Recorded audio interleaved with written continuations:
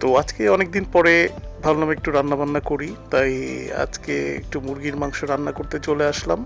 তো ঝটপট মুরগির মাংস রান্না করতে প্রথমে কড়াইতে একটু সরিষার তেল দিলাম এবং তেলটা গরম হওয়া পর্যন্ত একটু ওয়েট করব।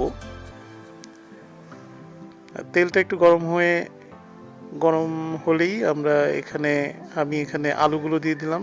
আলুগুলো আগে ভেজে নিব এবং যেহেতু এটা সরিষার তেল, তো আলুগুলো দেওয়ার সাথে সাথে একটু গাজা গাজা তৈরি হবে। আর আলুগুলো এরকম ভাজা হয়ে গেলে এগুলো উঠাই নিব।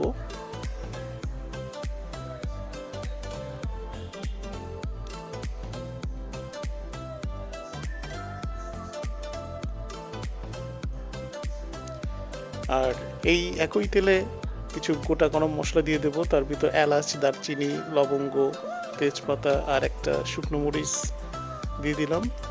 আর যেহেতু আজকে 1 কেজি 800 গ্রামের মতন মাংস রান্না করব, তো সেই অনুযায়ী মশলাগুলো কেটে নিয়েছি এবং তারপরে এই তেলে পেঁয়াজ কুচি দিয়ে দিলাম এবং পেঁয়াজগুলো দেওয়ার পরে একটু নাড়ানাড়ি করে ভেজে নিতে হবে এবং পেঁয়াজগুলো ব্রাউন কালার না হওয়া পর্যন্ত একটু ভেজে নিতে হবে, যাতে কাঁচা গন্ধটা চলে যায়। আর এরকম ভাজা হয়ে গেলে এর ভিতর একটু রসুন বাটা আর একটু আদা বাটা পরিমাণ মতো দিয়ে দিব।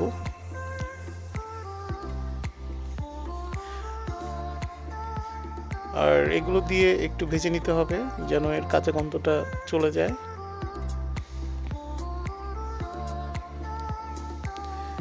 আর ভাজা এরকম হয়ে গেলে, মশলাটা যখন একটু ভাজা ভাজা হয়ে যাবে, তখন এর মধ্যে একটু পানি দিয়ে দিব, কারণ এরপরে যখন মশলা দিব যেন ওটা না পুড়ে যায়। তো এই পর্যায়ে আমি একটু জিরা বাটা আর আমার তৈরি করা একটা মশলা আমি এর ভিতর দিব। তার ভিতর শুকনো মরিচের গুঁড়া আর বেশ কিছু মশলা দিয়ে এই মশলাটা তৈরি করেছিলাম, তো এটা দিয়ে দিব এবং দিয়ে একটু কষাবো। আর মশলাটা ভালো করে অবশ্যই কষাইতে হবে, কারণ মশলাটা না ভালো কষাইলে রান্নাটা ভালো হবে না। তো এরপরে কষানোর পরে আমি মাংসটা দিয়ে দিলাম এবং মাংসটায় আগে থেকে লবণ আর হলুদ মাখিয়ে রেখেছিলাম। আর এই পর্যায়ে ভালোভাবে মাংসটা নেড়ে কষাতে হবে এবং এই কষানোটার উপরই মাংস রান্নাটা টেস্ট নির্ভর করবে। অবশ্যই ভালোভাবে কষিয়ে নিতে হবে এবং ভালো করে মিক্স করে নিতে হবে এবং একটু মিক্স করে এটা ঢেকে দিতে হবে। ঢেকে দিলে এর থেকে পানিগুলো আস্তে আস্তে বের হবে এবং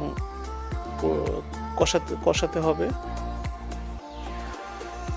আর মাঝে মাঝে ঢাকনা দিতে হবে এবং ঢাকনা খুলে একটু নাড়ানাড়ি করে দিতে হবে, কারণ না হলে নিচে লেগে যাবে মশলাটা। তো এখানে দেখা যাচ্ছে যে পানিটা একটু ছেড়ে দিছে মাংস থেকে। তো এই মশলাটা একদম শুকনো শুকনো না হয়ে যাওয়া পর্যন্ত কষাতে হবে।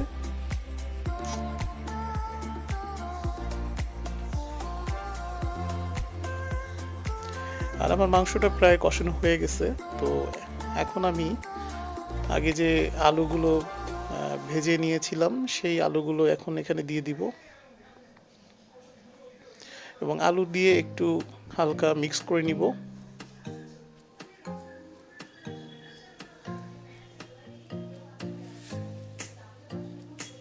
তো মিক্স করে এখন পানি দিয়ে দিতে হবে পরিমাণ মতো, সেদ্ধ হওয়া না পর্যন্ত আর পানিটা একটু না শুকানো পর্যন্ত ঢেকে দিতে হবে।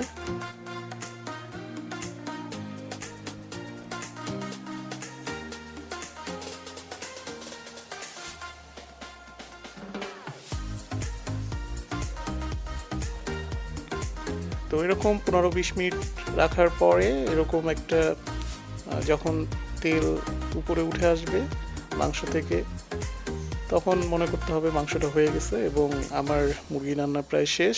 আর ভিডিওতে দেখার জন্য সবাইকে ধন্যবাদ।